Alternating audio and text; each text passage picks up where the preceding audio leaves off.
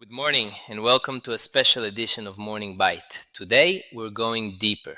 We're looking at the hidden biological war happening inside your mind. We often label ourselves as lazy. It's a weight we carry, a quiet frustration. But what if your inability to start wasn't a choice? What if it was a biological shutdown? Laziness is a judgment. Overstimulation is a physiological state. Understanding the difference is the first step to taking your life back. To understand this, we have to talk about dopamine. It's not just about pleasure. It's the molecule of motivation and anticipation. There are two types of dopamine, tonic and phasic. Tonic is your steady baseline. It's what keeps you moving toward long-term goals. Phasic is the sharp spike. Every notification, every like, every short form video is a phasic spike. It's like a slot machine for your brain. When you bombard your brain with constant spikes, your D2 receptors desensitize. Your baseline drops. Suddenly normal life feels boring and gray. This is where it gets dangerous. Meet the lateral habenula, your brain's anti-reward center. It acts like a motivation tripwire. When you doom scroll but feel dissatisfied, the habenula fires. It tells your brain there is no reward here, shut down. That stuck feeling, that's your habenula killing your drive. Evolutionarily, your brain is wired to conserve energy. If a task feels high cost and low reward because your dopamine is depleted, laziness is actually a survival tactic. Now let's talk about the CEO of your brain, the prefrontal cortex. It's responsible for planning, impulse control, and focus. Overstimulation creates an imbalance. Your emotional, pleasure-seeking limbic system takes over, effectively taking the CEO offline. Every time you switch tabs or check a notification, there's a switching cost. Your PFC has to disengage and reorient. This drains your limited pool of willpower. What we call brain rot is actually measurable executive dysfunction. You know what you should do, but the bridge between intention and action is broken. Then there's the cortisol. Constant digital input keeps you in a state of hyperarousal. You're physically exhausted, but your nervous system is in fight or flight mode. Deep work is slow. It's silent. It doesn't give you a hit every 3 seconds. To a brain trained for the digital slot machine, this feels like torture. Your brain resists because it's no longer used to the silence. It's like a muscle that has atrophied, but it can be rebuilt. You may have heard of a dopamine detox. Scientifically, you can't detox from a molecule essential for life, but you can do a behavioral reset. The most powerful reset, the 24-hour digital Sabbath. 1 day a week, 0 screens.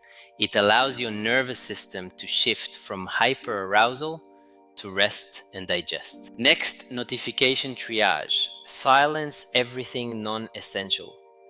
Break the slot machine effect that keeps your PFC in a reactive state. Use transition rituals. Before switching tasks, breathe, stretch, signal to your CEO that the context is changing. It prevents cognitive bleed. Focus must be rebuilt in increments. Start with 25-minute attention sprints. Strengthen those neural pathways slowly without overloading the system. We have lost the art of being bored. But deliberate micro-boredom, like waiting in line without your phone, is a superpower. Boredom activates your default mode network. This is the seat of creativity, problem solving, and self-reflection. Digital noise suppresses it. Stillness brings it back. For some, this is even harder.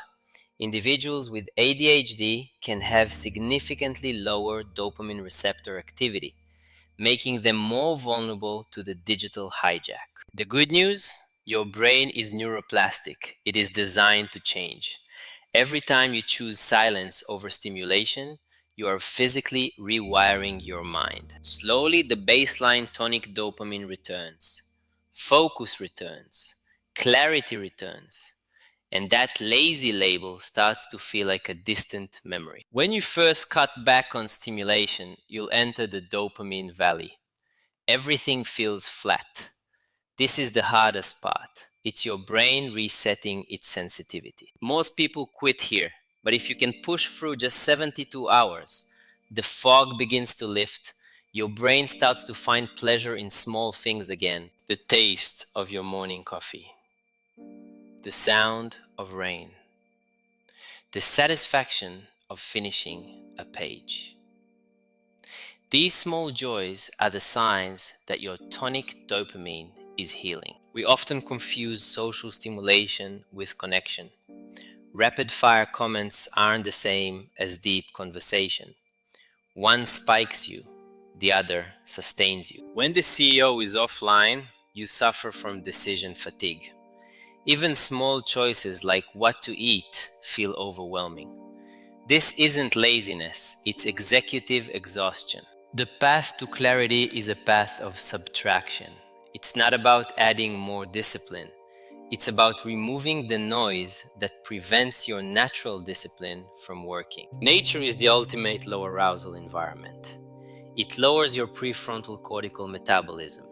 It's literally brain rest in its purest form. Research shows just 20 minutes in a natural setting can significantly lower cortisol and help reset your PFC.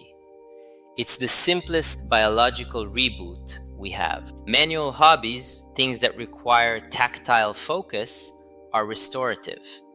They engage directed attention without the erratic spikes of digital media. This is when your default mode network shines. Creativity isn't something you force. It's something that happens when you finally stop shouting at your brain. Change your internal narrative. Stop saying I am lazy. Start saying I am protecting my attention. You aren't fixing a flaw, you're healing a system. Boundaries are not restrictions, they are the walls that protect your peace. Without them, the world will consume your energy until there's nothing left. The evening reset is vital. No screens 90 minutes before bed.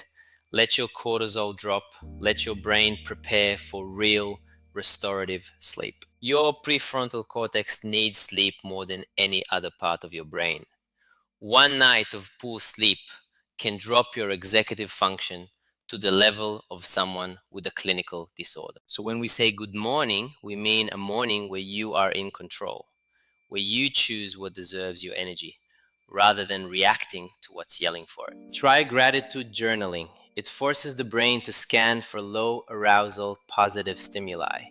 It's tonic dopamine training. Simple, but scientifically profound. This is a marathon. You won't fix years of digital conditioning in one afternoon. Be patient with yourself. Every small choice counts. Imagine your life 6 months from now with your focus restored, your energy back, and your CEO firmly in charge. That person is waiting for you. We were built for connection, not just stimulation. Protect your attention so you can give it to the people who actually matter. Maybe you don't need more discipline. Maybe you need less noise. Maybe your problem is not who you are, but what you are constantly exposed to. So today ask yourself, what if I'm not lazy? What if I'm just overwhelmed? The answer changes everything. This was Morning Byte. One idea, one question every morning. Slow down, protect your attention, and choose what deserves your energy. See you tomorrow.